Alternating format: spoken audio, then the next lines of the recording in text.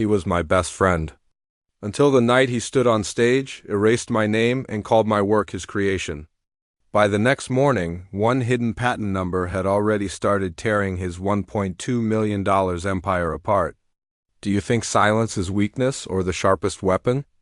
This is a story you don't want to miss. So let's begin. And if you love stories where betrayal meets justice, make sure to subscribe to Fractured Promises. Emily Parker still remembered the glow of her laptop screen in that cramped college dorm room where their dream was born. Coffee cups piled high, sticky notes taped across the wall, and the endless clack of keys were the soundtrack to her life. For months she buried herself in thousands of lines of code, her entire soul pouring into an app she believed could change everything. Sitting nearby, sprawled on a beanbag with his trademark grin, was her best friend Jake Miller. He wasn't a coder like her, but he had something else: charm, energy, and the ability to sell a dream to anyone who would listen.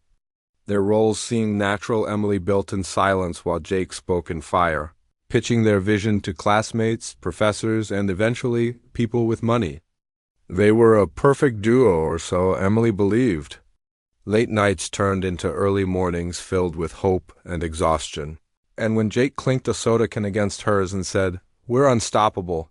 We're going to make history," she wanted so badly to believe him. She trusted him more than she trusted herself, and that trust blinded her to the small cracks that began to form. His emails stopped seeing her. His introductions shifted from, "We're building an app," to "My project." And his tone became less about partnership and more about ownership. But Emily was too tired, too loyal, and too focused on building something great to confront him. She told herself it was stress, nothing more. After all, this was Jake, her friend, her partner. Why would he ever betray her? Still, a quiet memory of her father's words lingered in her mind. "Emily, protect your work, even from the people you trust most." So quietly, almost as an afterthought, she filed a provisional patent under her name alone. She told no one, not even Jake. At the time it felt unnecessary, a formality she might never use. But that single choice, that one quiet line of defense, would one day decide the fate of everything they built. And viewers, let me stop here to ask you, if your best friend was building a dream with you, would you take the risk of protecting yourself, or would you trust loyalty blindly? Comment below, because I know some of you have been in this exact place. Weeks melted into months, and the app began to shine. Beta testers praised it, professors marveled at it, and Jake walked the campus hallways like a rising star. Emily stayed in the shadows, drained but proud, content to let him have the spotlight because she thought the spotlight belonged to both of them. She pushed aside her discomfort when Jake began to speak as if the app were his alone. She ignored the tightness in her chest when he assured her, "Don't worry about business, Em. I've got it under control." Deep down, she didn't want control, she wanted trust, and she wanted to believe that trust hadn't been misplaced. But trust can be the easiest way to blind yourself, can't it? Viewers, tell me, have you ever ignored red flags because the pain of doubt felt worse than the comfort of trust? Would you rather risk betrayal than believe someone you love could hurt you? Drop your answers in the comments. By the end of the year, Jake promised her a huge launch, a celebration of everything they had worked for.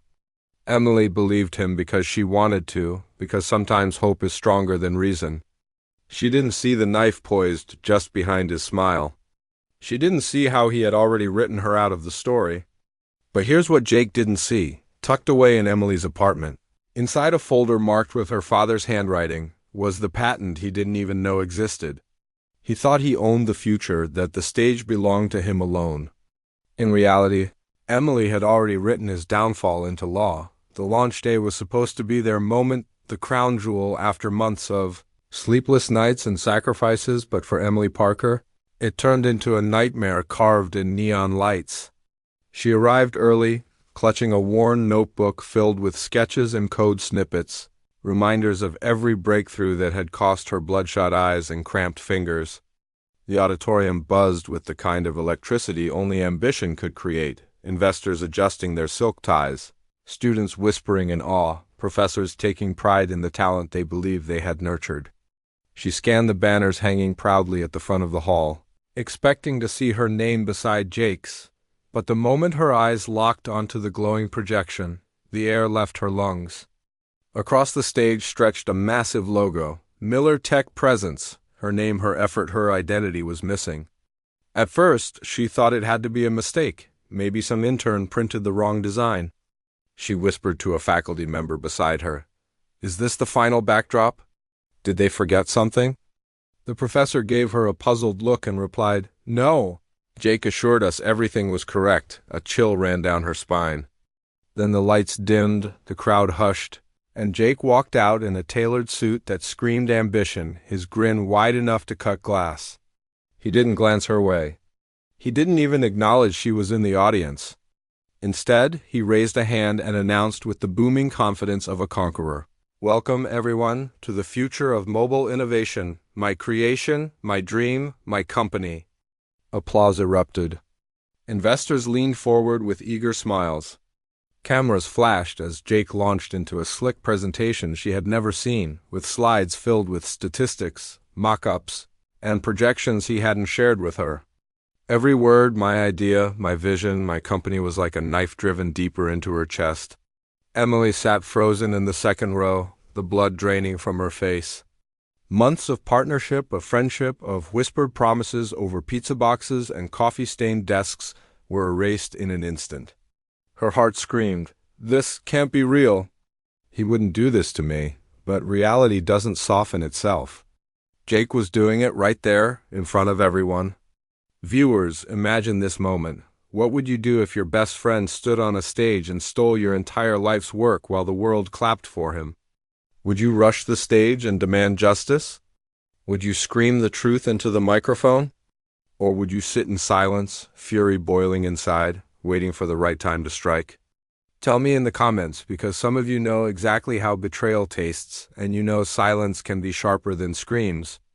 Emily clenched her fists until her nails dug into her palms, forcing herself not to move. The betrayal was public, humiliating, and complete, but she would not give him the satisfaction of a scene. She told herself, not today. Today, he wins his applause. But tomorrow belongs to me. When the presentation ended, the room exploded with admiration. Investors rushed the stage, congratulating Jake on his visionary brilliance. Professors patted his back, bragging to colleagues that one of their students was destined for Silicon Valley greatness. Even classmates who had once teased Emily for nerding out now crowded around Jake, their laughter ringing in her ears. She stood at the edge of the crowd, invisible, her throat tight with grief and fury. Jake's voice carried above the noise. "This is just the beginning. We've already secured interest from multiple firms, and the funding pipeline looks stronger than ever. Soon, Miller Tech will be a household name." He glanced briefly at Emily, smirk tugging at the corner of his lips before turning back to shake another investor's hand. That single look told her everything. It wasn't an accident. It wasn't a miscommunication. He had erased her deliberately. He wanted her gone. As champagne glasses clinked and flashbulbs popped, Emily forced herself to stand taller, her face expressionless. Inside, however, something shifted. The pain crystallized into resolve. She remembered the patent papers tucked safely in her apartment drawer, stamped with her name, date, and the very code Jake was parading as his own. The irony almost made her laugh. He thought she was powerless, humiliated, erased. But the truth was, he was building his empire on sand, and she held the tide in her hands. She didn't storm the stage. She didn't confront him. Instead, she slipped out of the building, the noise fading behind her as she walked into the cold night. Her footsteps echoed on the empty sidewalk, her heart pounding not with despair but with focus. She unlocked her apartment, pulled out the folder marked with her father's handwriting, and placed it on the desk. Her fingers traced the ink of her own name, a quiet weapon forged in foresight. "You may have erased me tonight, Jake," she whispered into the silence, "but this paper will erase you tomorrow." Viewers, let me pull you in one more time. Have you ever held back your anger because you knew time was on your side? Because you knew patience could cut deeper than rage? If you have, share it in the comments, because Emily's silence tonight wasn't weakness. It was the calm before the storm. The night after the launch, Emily barely slept. The applause for Jake still rang in her ears like a mocking echo, but every time the humiliation twisted her chest, she looked at the folder lying open on her desk. The patent document was simple, just a few pages stamped with the official seal, her name etched clearly across the top. Yet within those pages was power, silent, legal, undeniable power. She thought back to the night she filed it, months earlier, when exhaustion had nearly convinced her to skip it. She remembered sitting in her father's old office chair, staring at the online forms, hesitating. Filing felt paranoid at the time. Jake was her friend, her brother in arms. Why would he ever betray her?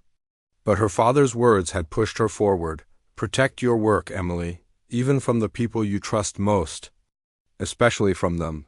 That night she had paid the fee, uploaded her code snippets, and hit submit. She had closed the laptop with a sigh, half embarrassed at her own caution, never knowing how prophetic it was. Now, staring at Jake's face on the event photos spreading across social media, she felt gratitude for that decision burn inside her like a secret flame. Jake was basking in the glow of false victory, investors praising him as a genius, classmates posting selfies with the next Steve Jobs, but Emily didn't feel powerless anymore. She didn't feel erased. She felt like someone holding a loaded weapon while her enemy danced carelessly in front of her. Viewers, think about this. If you had a silent weapon that could destroy someone who betrayed you, would you reveal it immediately out of anger, or would you wait until the perfect moment, letting their arrogance grow until the fall shattered them completely? Drop your answers in the comments. Because this choice patience or rage is what separates quiet revenge from explosive drama. In the days that followed, Jake's arrogance only grew. He strutted around campus like a celebrity, reporters interviewing him, professors inviting him to guest lecture, and investors circling him like hawks eager to land. Emily stayed in the background, invisible by choice this time, watching every move. She overheard him at a cafe bragging to his girlfriend, Emily. She was just the coder. She couldn't handle the pressure. I'm the one who turned it into a company. The words stung, but instead of lashing out, she smiled to herself. He truly believed she was powerless, that she had accepted her erasure. That blindness was his downfall.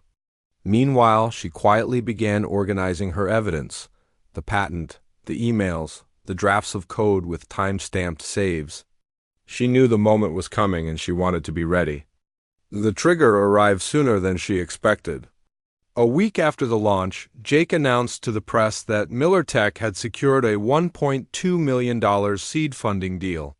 Photos spread online of him holding champagne with investors, his grin wider than ever.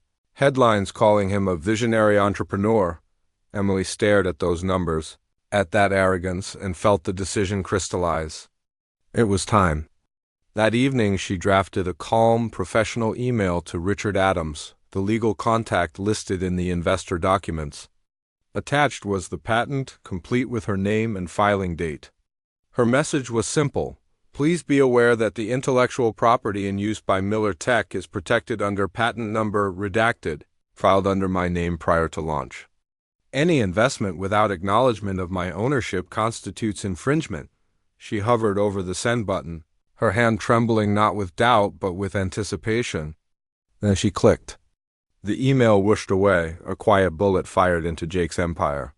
She leaned back in her chair, exhaled slowly, and whispered, "Game over. And viewers, let me pull you in here. Have you ever had that moment where a single action, one email, one sentence, one decision changed everything? Would you have pressed send, knowing it would flip a $1.2 million empire upside down? Tell me in the comments, because Emily's silence was over. The weapon had been fired, and the unraveling was about to begin. Morning came with the kind of hush a city makes before the news breaks. Emily sat at her desk, coffee cooling beside the keyboard, the tab with her email still open on the line she'd sent to Richard Adams the night before. For a few minutes nothing happened, no fireworks, no dramatic music, just the hum of the refrigerator and the thin, patient whistle of the kettle she'd forgotten to turn off. Then her phone buzzed. Subject: acknowledged, immediate review underway. Richard's reply was crisp. Received. Please send any supporting exhibits, original repo history, dated prototypes, emails showing contribution and authorship. We are placing the investment on hold pending verification. Emily exhaled, not victory, just oxygen returning to a room that had been airless for weeks. She opened her archive like a surgeon opening a case. Time-stamped commits, prototype screenshots with metadata. Her dad's old notebook with the first wireframes photographed beside a dated newspaper, the provisional filing receipt. The email thread where she'd sent Jake access keys on the same night he told her, "I'll handle the business." "You just code?" She didn't editorialize. She didn't perform. She attached evidence, labeled each file, and hit send. 15 minutes later, a second email arrived, this time with more addresses in the CC line Investor Council, Compliance, a partner whose name she recognized from headlines, and then a third, this one terser still, all disbursements frozen. Representations and warranties require confirmation of IP ownership, Miss Parker. Expect a call. In another part of the city, a different phone lit up. Jake was on a breakfast TV spot, grinning into a camera about building the future when his screen filled with red, urgent funding hold. He kept talking, but the smile on his face turned into a twitch. The studio light seemed hotter now. The host's questions felt like barbed wire. He stumbled on a sentence, reached for water that wasn't there, and wrapped early with a joke that didn't land. Outside, his PR handler grabbed his elbow, whispering, "What did you sign? What didn't you disclose?" Messages stacked in his notifications like dominoes tipping fast. "We need to talk about patent filings, chain of title. Send assignment agreements now." He texted Emily a single line, "What did you do?" And watched the typing dots appear, then disappear. She didn't owe him an answer, and she didn't give one. Viewers, let me ask you, if the person who erased you suddenly begged for clarity, would you explain the law to them or let silence teach the lesson they refuse to learn? Tell me in the comments what you'd do in Emily's place. Before noon, Richard called. His voice was measured, courteous, and surgical. He asked for a calm narrative. Emily gave one. When the idea began, how the codebase grew, which modules were hers alone, when she filed the provisional who had repo admin rights, when Jake's emails stopped CCing her when the launch banner dropped her name, and what it felt like to sit in row 2 while her best friend told the world, "My creation, my company." Richard didn't offer sympathy or outrage. He didn't need to. He asked for one last form, a sworn declaration tying authorship to specific artifacts. Emily filled it out, signed with a steady hand, and scanned it back. An hour later, the first crack in Jake's public veneer appeared, a polite but unmistakable statement from the investor group. Funding placed on hold pending routine IP verification. Routine, the way a fire drill is routine when you smell smoke. Jake called. Once, twice, 5 times. He left voicemails that spiraled from soft persuasion to brittle anger. Be reasonable. You're overreacting. It's me, then, you don't understand business. You'll kill the deal. Then, finally, you can't do this to me. Emily listened to none of them all the way through. She stared at the corkboard above her desk, where 3 index cards now formed a quiet equation. Evidence, patience, process. Mid-afternoon brought the formal letter investors send when they smell a legal sinkhole, pursuant to sections 4.8 and 7.3 of the term sheet. Any misrepresentation regarding ownership of intellectual property constitutes a material adverse change. We are suspending all obligations pending resolution. The PR fallout arrived like weather. The puff pieces that had anointed Jake a visionary added a dry update at the bottom. Correction, funding under review. Professors who had lined up selfies at the launch stopped tagging him.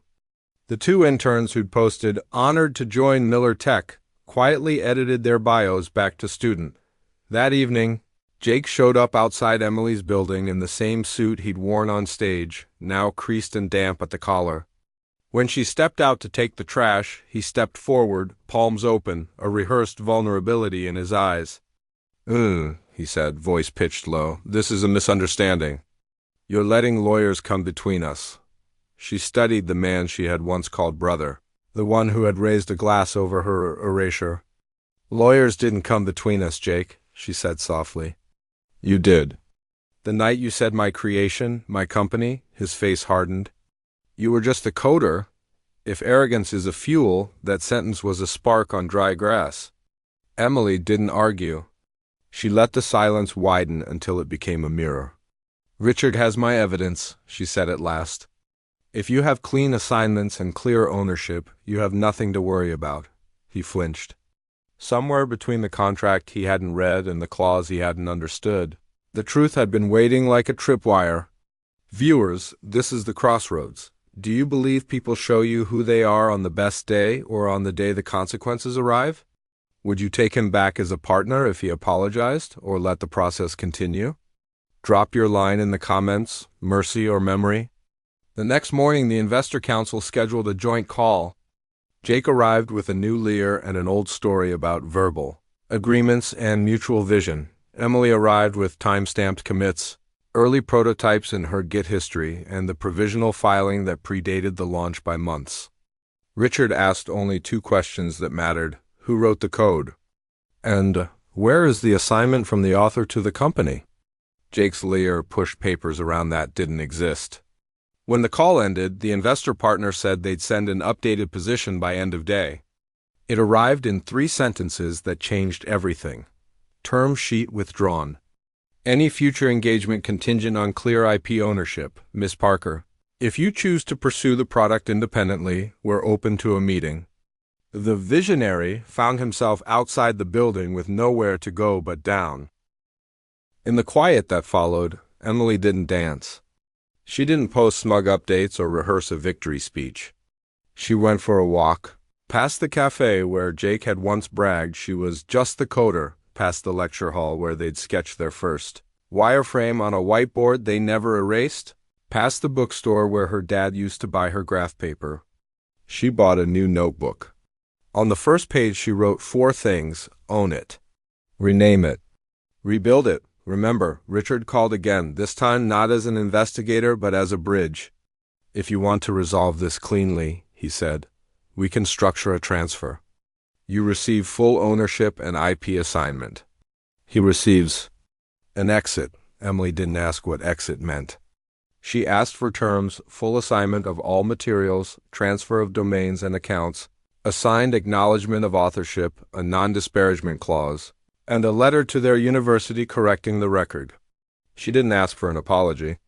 Apologies are cheap when the camera is off. She asked for truth in writing.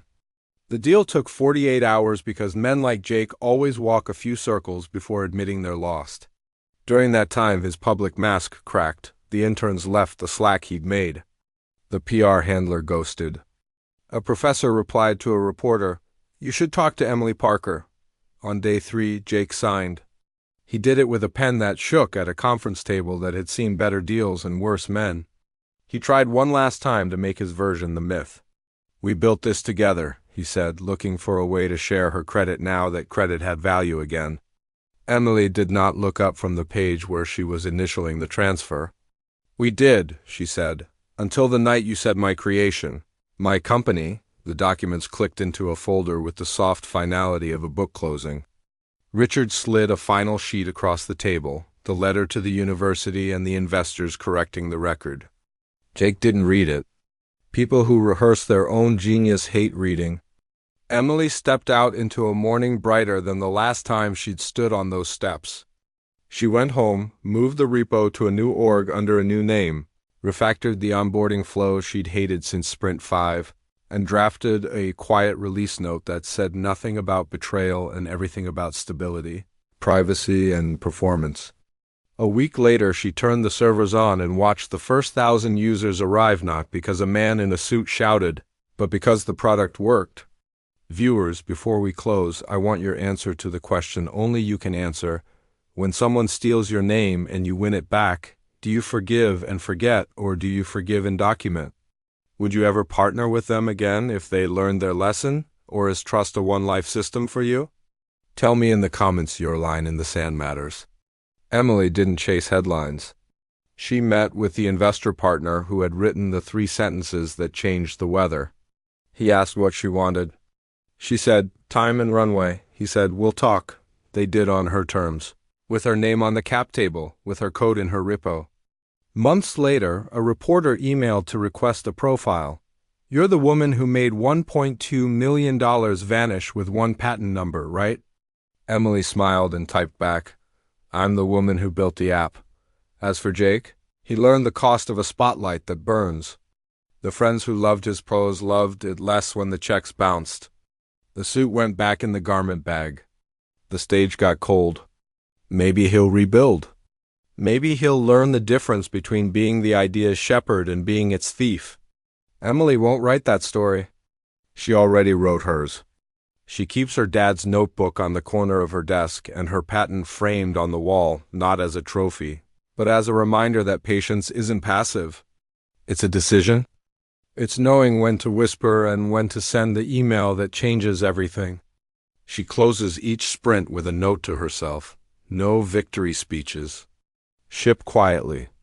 Let the work talk, and that's where we'll leave it, not with a roar, but with a release. Justice didn't arrive because she shouted. It arrived because she documented, waited, and pressed send.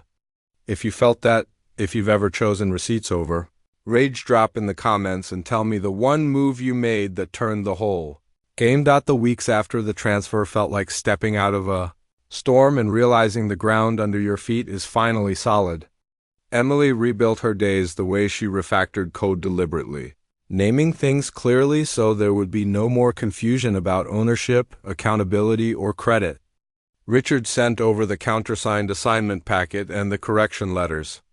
The university updated its press page, moving Jake's glossy headshot off the breakthrough article and replacing it with a quiet line. Product created by Emily Parker, founder and lead engineer. She didn't screenshot it or send it to friends. She saved the PDF to an archive folder and went back to work. The app got a new name, a clean logo, and a fresh onboarding flow that fixed the one rough edge Emily had hated since Sprint 5. She called 2 students who'd helped test the beta and offered them paid internships with a culture doc she wrote herself. Commit authorship must match actual authorship. Product decks list contributors by function. No one stands on a stage alone for work they did not do. She taped the first page of that doc above the coffee machine. On a warm Thursday, she pushed a stable release and watched the graph lift. 1,000 users. Then 2, then 5 as word of mouth did what loud launch parties never could. Investors circled back like weather returning, this time asking better questions and getting better answers. In the first meeting, Richard introduced her to a partner who said, "We'd like to back you, no drama, just runway." Emily slid a term sheet back across the table with clauses about IP, board composition, and a modest option pool for early contributors. "One more thing," she added, tapping the footer. "A teachable ethics grant $10,000 a year for students who can explain, in code and plain English, what authorship means." The partner blinked, then smiled. Done. That night, she took her father's notebook off the shelf and wrote a single line on a sticky note. No victory speeches. Ship quietly. Let the work talk. She stuck it to her monitor and opened her editor. "Viewers, put yourself here for a second. After you win back what's yours, do you press for damages and drag it through court? Do you cash the lesson, secure the future, and move? Tell me in the comments which path you'd take, because for some of you, closure is a courtroom. For others, it's a clean repo and a runway." Jake drifted like a bad headline losing its ink. The proud posts stopped first, then the tags, then the smiles in hollow interviews taped before the freeze. Rumors said he was camped at a co-working desk downtown, trying to pivot a pitch that no longer had a product beneath it. One afternoon he sent Emily a message with 3 words he'd never used correctly: "I am sorry." She read it once and let it sit, not out of cruelty but because some apologies are time-delayed. They arrive after the damage is repaired by someone else. A week later, the dean invited Emily to speak on a panel about founder resilience. On stage, she didn't narrate betrayal. She narrated process, how to document authorship, why provisional filings exist, what a clean chain of title looks like. In the Q&A, a student asked, "Would you ever work with him again?" The hall went very still. Emily answered the way she now answers everything: precise, not performative. Trust is like test coverage. she said. If you fake it, the bug ships to production. I wish him well. But my codebase doesn't accept unverified inputs anymore. The room exhaled into applause. Not the roaring kind, but the quiet kind that means people learn something useful.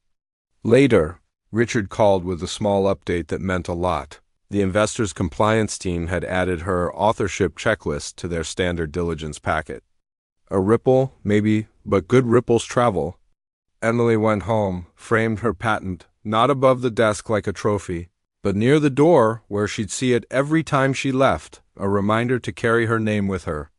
She started a tiny monthly meetup in the library founders, who document where first-time builders brought messy notebooks and questions about ownership. She answered the way her father would have, calm, concrete, no drama. When Jake's name came up, she stayed human. He was my friend, she'd say. He made a choice. So did I, and here's where I'll leave you. Viewer to builder.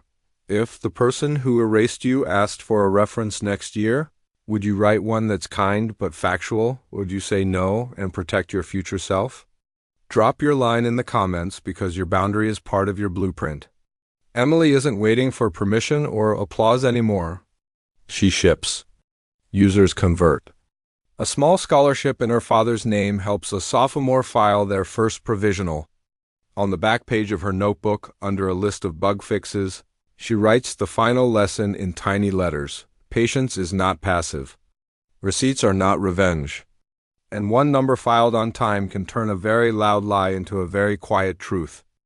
And that's how Betrayal met its quiet justice. One patent number.